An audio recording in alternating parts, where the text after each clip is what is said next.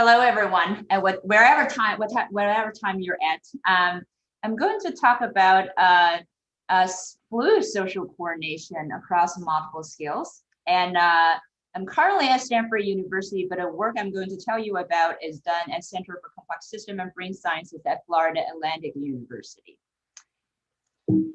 So I want to begin by showing you this little video. Hopefully it's bright enough here after or morning.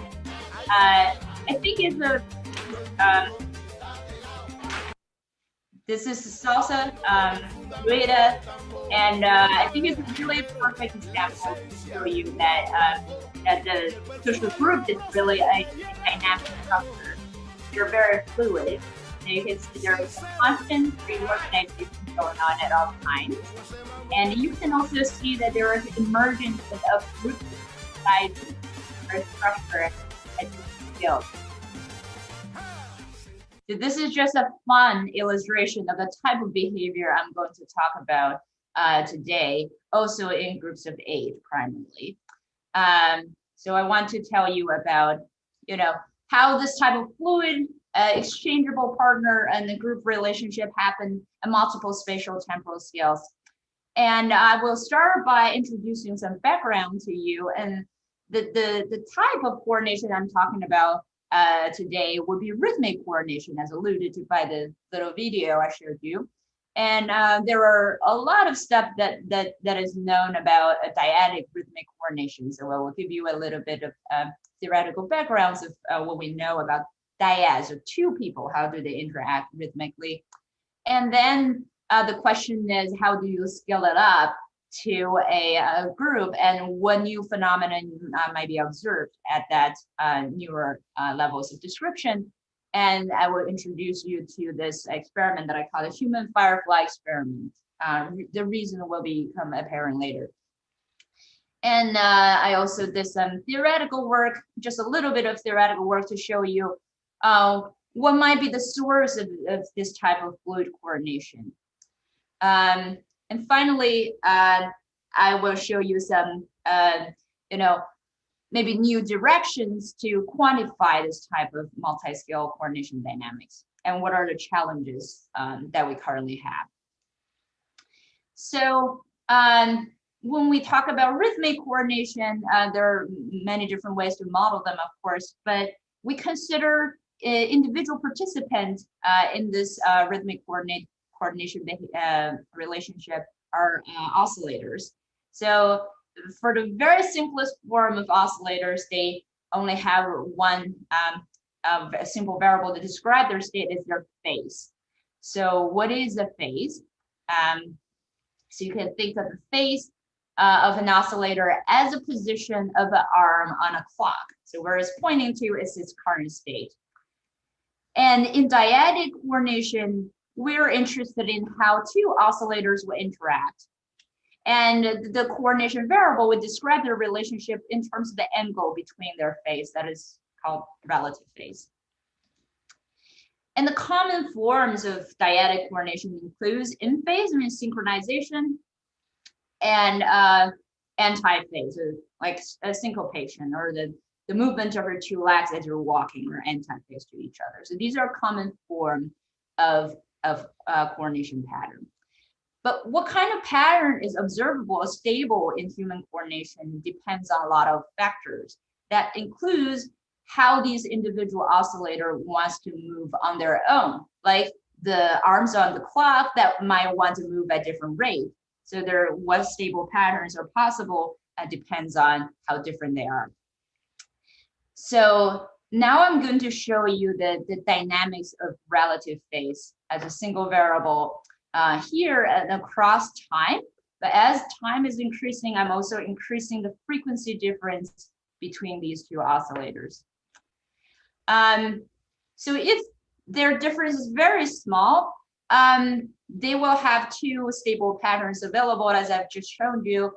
They're either at 0 relative phase in phase, or pi relative phase, which is anti-phase 180 degrees. And which pattern they fall into depends on where they start initially. If they start close to synchronization, they will stuck there. If they start close to antiphase, they will stuck there. So this is a regime that we call a bistable regime because there are two stable patterns of coordination. If we further increase the frequency difference, we will get into a different regime where the antiphase is destabilized and only the in-phase coordination or synchronization is viable. And that is called monostable coordination. And if we further increase the frequency difference between the oscillators, we will find out the relative phase is no longer stuck. So they're not a constant stable patterns is being formed, but the phase difference is constantly increasing. But it's also not just keep drifting without any structure. Instead, if you look closer, you'll find out that the relative phase is really slowed down and flattens near in phase and antiphase, so the old stable patterns that they used to be able to form. And they dwell at these relations temporarily and escape them from them and return to this relation later. So this is kind of the intuition I wanted to give you with a little dance video. And we call this, more technically, this is a metastable regime, where there's no stable patterns of coordination is viable, but you will have a constant drift of fluid type of coordination. So what I really want to do is scale it up to groups of 8. And this is the human Firefly experiment.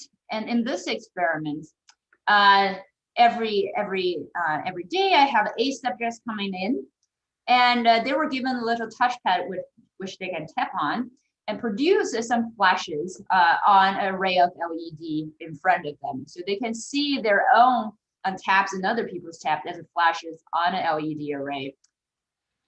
And for each trial, they are given 50 seconds to interact, so they can see other people's taps as flashes. But before that, I pace them with different metronomes for 10 seconds before their interaction, so I can control their individual differences or their diversity in their tempo. And their task was to continue to tap at the metronome frequency. They were not asked to explicitly coordinate, so all the coordination behavior that I'm showing today are spontaneous coordination. They're not trying very hard to do it. So to give you some intuition, this is a rerun of a single trial of this experiment where everyone was paced with the same metronome. But you can see, even given that their intrinsic frequency is very close, they have this kind of dynamic interaction. They're not stuck at a synchronization or a specific pattern. But furthermore, to introduce some diversity into this dynamics, I paced different group of people with different metronomes. So such that I split the 8 people into 2 different frequency groups. So people with the same color here are paced with the same metronome, and people of a different color paced with another one. So what I'm manipulating here is the difference between these 2 groups in frequency, and I want to see how that influences coordination at lower scales. So I will begin by showing you some examples of what type of dyadic phase relations are observed in this experiment, and we can move on to what are the emergent behavior in the higher levels of organization. So first of all, I'll show you this dyad, which started off drifting a little bit in relative phase, but the relative phase very quickly stuck at in phase for an extended period of time, and it switched to an anti-phase later on. So this is a typical behavior that we will see in experiments. That's called bistability, a sign of bistability that has both in phase and anti-phase as viable patterns of coordination. And here's another pair. They have a different form of coordination. Instead of stuck at some place constantly or for a very long time, they dwell transiently in phase and escape from that and they dwell again in phase the next time they come around. So this is the type of fluid coordination that I told you about, and this is called metastability. So I've just showed you that the basic form of what you would expect from dyadic rhythmic coordination are also observed in the group setting. But what is new here? Do we have new form of interaction? So turns out that if you look closer at this top trace, you will find out there are some kind of bumps in these in-phase coordination that is unexplained. Is why are there this constant shift and perturbation of the phase relation that's in a periodic form? You may have guessed it, that these two traces are from the same trial. In fact, the shift in the yellow relative phase will follow right after the duels of another relative phase. Okay, so what does it mean? Means these two relations in the same groups are influencing each other, such that every time 1 and 3 are forming a transient relation, it will perturb the relationship with between 3 and 4. Or more metaphorically for intuition, think about me and my boyfriend are in this yellow relationship that will have a long-term in-phase relation. But there is another girl that's keep calling him and call him 3 times, each time longer than the previous one. And that will cause a perturbation in my relationship with my boyfriend and eventually cause us to a switch to anti-phase. So in other words, you can say that more is different. So it is different in what sense? So when you have multiple agents that are interacting, they also form multiple relations. And these relations have different competing stability. And through the competition between different relationships, you may have emergent behavior of the constraints between these relationships. And you may also notice that none of the relation here is staying at the same level forever. You can think of these relations are evolving on different time scales. So for the yellow relation, it's revolving very long time scale. Instead, the red relation is taking a recurrent form and evolving on a faster time scale. So when you are having more agents in the group, your relation, this is just an example for adding one extra person, you have their phase relationship at increasingly different time scales. And the coexistence of multiple time scales of the relations will give you a switching dynamics between different spatial organizations across time. And this is the sort of group dance intuition that I try to give you. So on a higher levels of organization, as I said, I manipulated the frequency difference between two groups in order to create some structures on the higher level. So now I'm showing you the dynamics of their frequency or the tapping tempo over time. So if I give them injected the high levels of intergroup difference, you will see that there is a really segregated, two segregated frequency groups. The blue one on top is a high frequency group, and the warm color ones on the bottom are the low frequency group. But as I decrease the intergroup difference, even though you can still see that there is, the cold colors are in the higher frequency range and the warm color in the lower frequency range, there are a lot more crosstalk going on between them. And if I eliminate the intergroup difference, you will see that they just merge into a very large group. And the oscillation of the curves here is really reflecting the temporary coordination between the oscillators when they're getting really close. The curve, when they're engaged in phase coordination, their curve in frequency will also get together. So this is not entirely surprising because I'm manipulating the intergroup difference. Of course, they will cause some segregation in the group when the frequency difference is large. But what is interesting is that I also observe that the intra-group coordination, so how the people interact within the groups, are also affected by the intergroup difference. So when you're having some intergroup difference present, the intragroup coordination will also be reduced due to the intergroup difference. So what I'm showing you here, there's some flexibility in the intragroup coordination, enables it to adapt to the intergroup relations and what's happening outside of the group. So what is the requirement from a theoretical perspective of what is enable this type of fluid coordination beyond individual difference?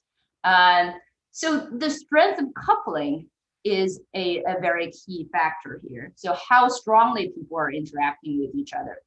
So if the coupling is super strong and all the individual oscillators or people will stuck at the same pace, at the same frequency and stuck there forever. So it's not very interesting. You do not see a dynamic organization.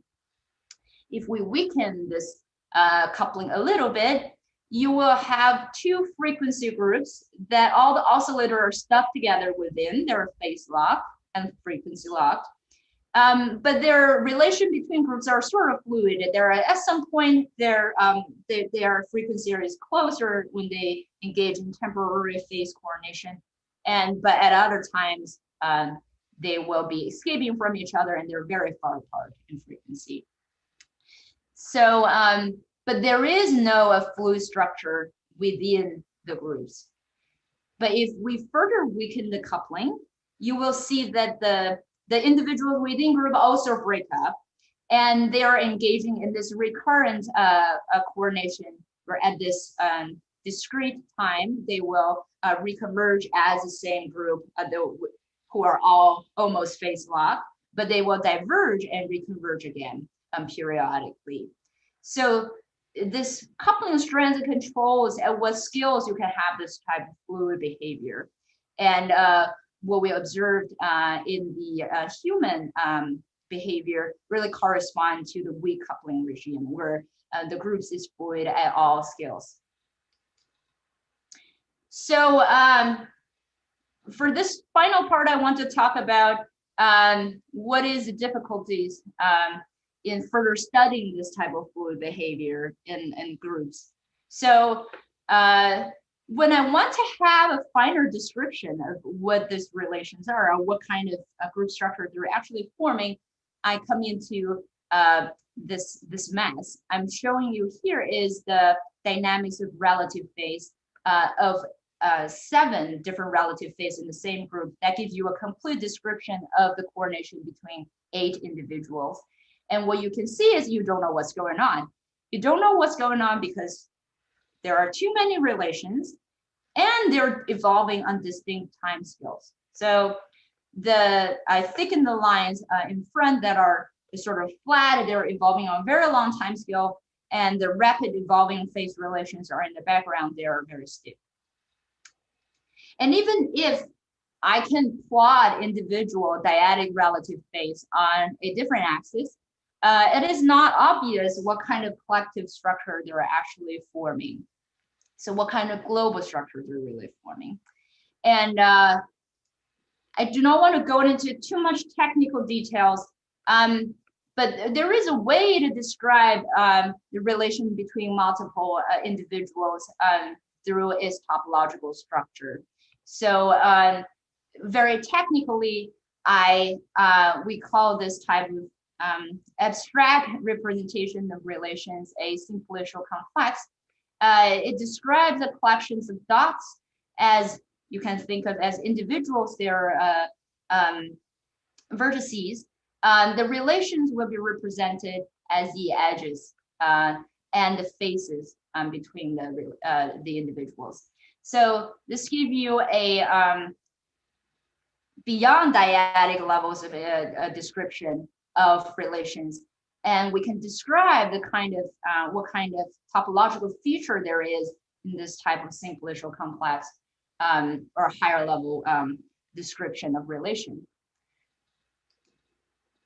And to show you what's the effect of analyzing the change of the topological features in this group, I will begin with showing you what's if we do not compute a topological feature of the group relation. We just use a regular recurrence plot to try to uncover what's going on in this complicated trial.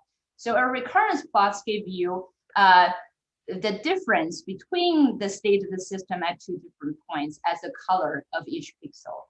So if you see this picture, so you can see pretty much there's no structure. It means you don't really know this, if the system has some recurrent or persistent activity.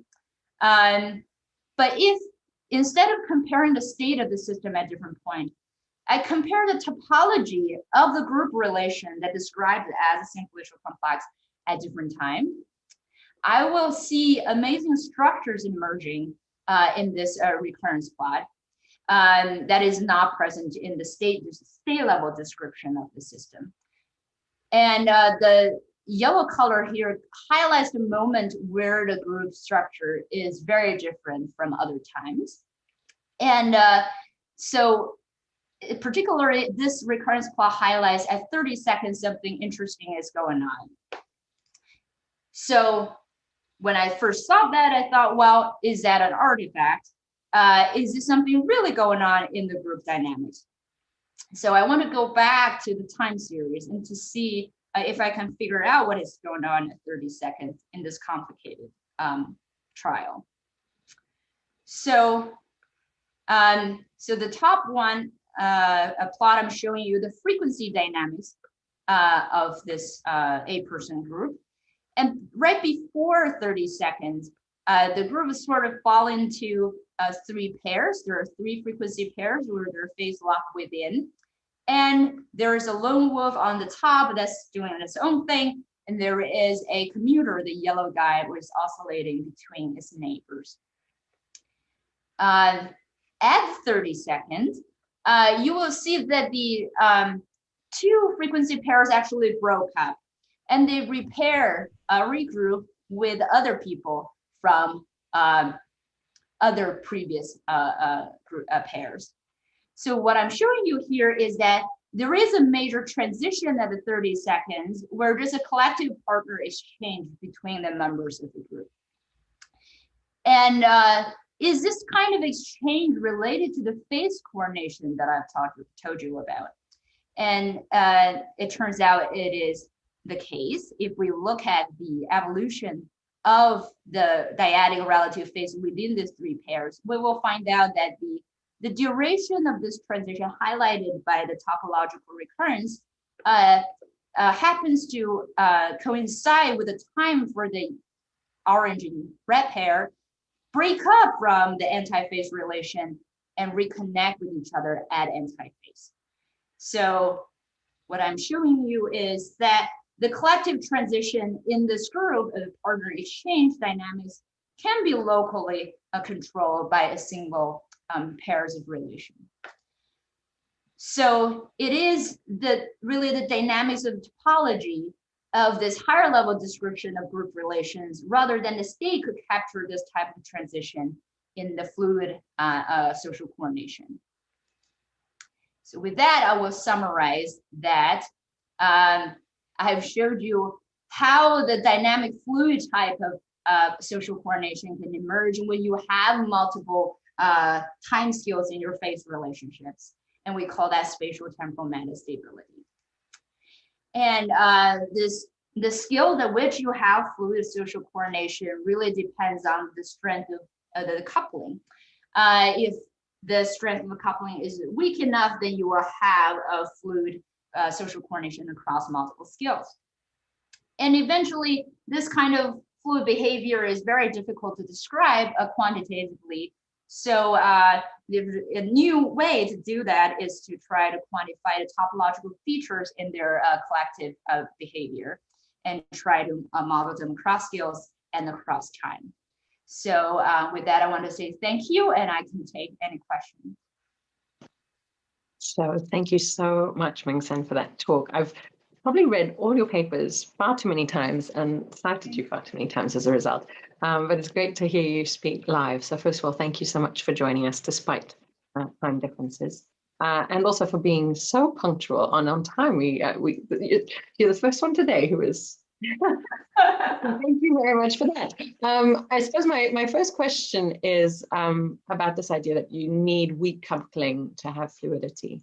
And I asked from a conceptual level what that really means, because when you have groups or teams, you want to have fluidity, right? Especially if you think about music or dance, where you may change partners, you may hand over the lead to somebody else, it's say in jazz, for example.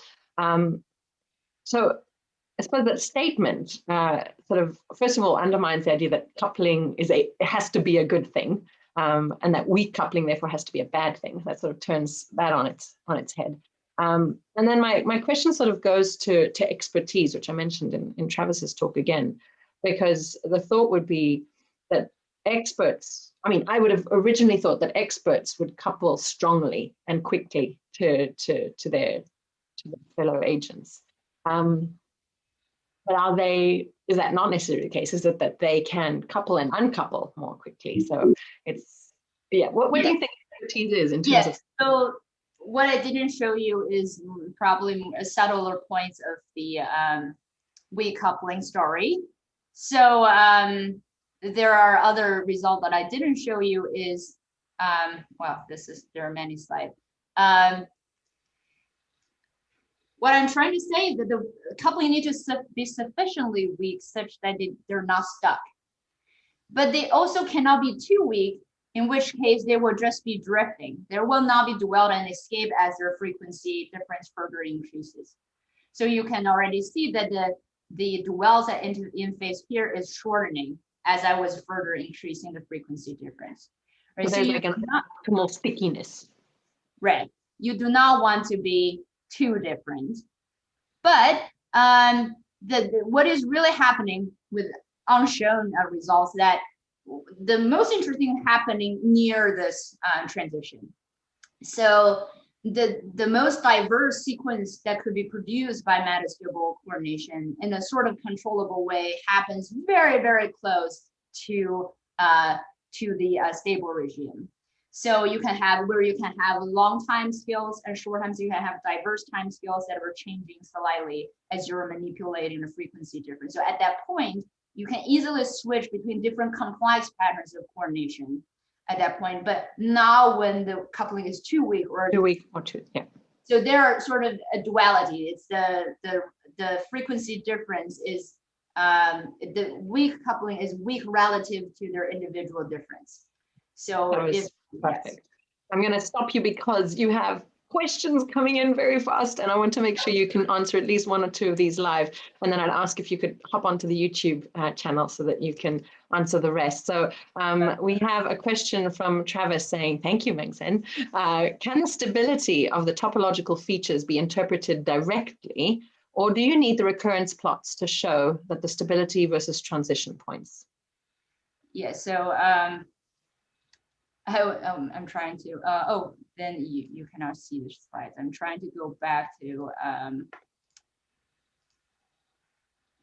some hidden slides that I have. There are too many, you can see. Spare slides are what we all have, right? In the last few minutes going, oh no, I don't have enough time for that.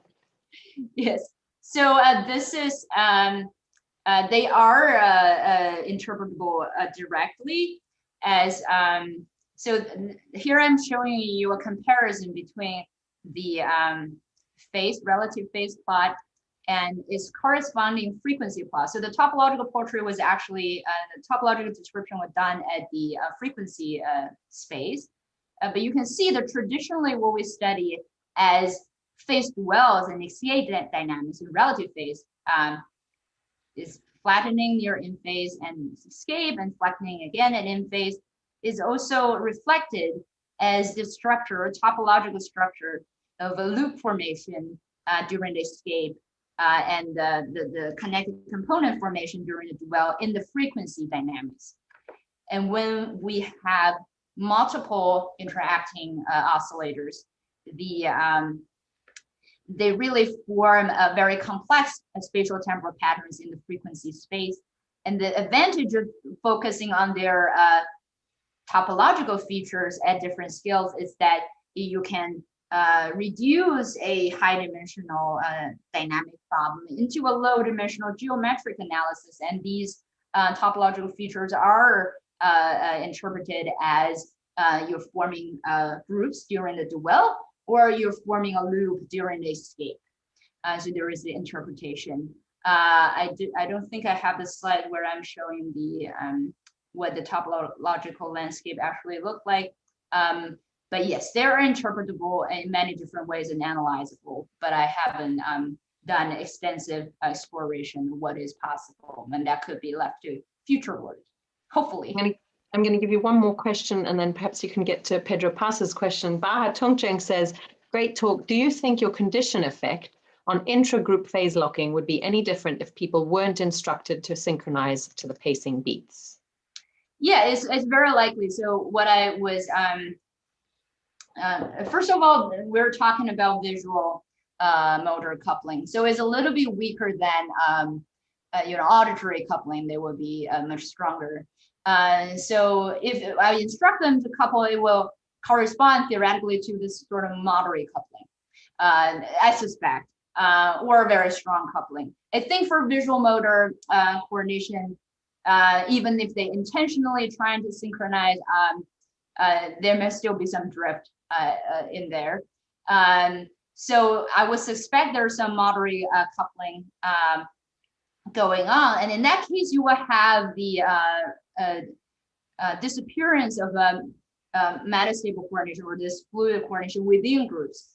I have, that is in the manuscript but not shown here, is that this fluidity within the group is the key why there is a reduced intra-group coordination. So the intergroup coordination was actually changing the time scales of the recurrence within group.